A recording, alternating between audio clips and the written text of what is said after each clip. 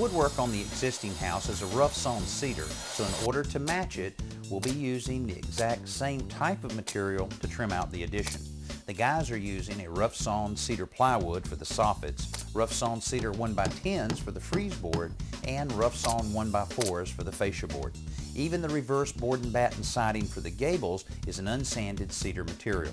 This careful attention to the materials used and the way they were joined together on the existing house all works towards the goal of making the new look like the old.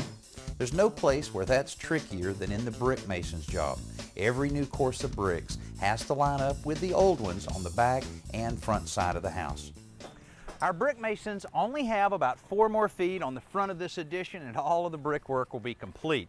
Now, matching bricks on a 30-year-old house is a pretty hard task and really seems to be getting harder and harder because so many of the larger brick companies are consolidating, and what that means for homeowners, fewer choices in different brick styles. So before you add on to your brick home, make sure that you pick up a few of the bricks. Maybe you have some laying around in the flower bed or somewhere around your property. Grab a few of those, take a good color picture of your existing bricks, and then take that with you to the brickyard, because if you just can't match the bricks at all, then you really have some tough decisions on what to use for the exterior. Here, we've really lucked out because these bricks are matching up very nicely, and once the mortar has a chance to dry and to weather, they should just blend in and no one will know that we've added on to the front of this house, especially after the landscaping's done, and a little bit of time really makes a difference there. Now, another thing we've done to really make sure that no one will know we added on is we've matched a lot of the wood and the design of the wood.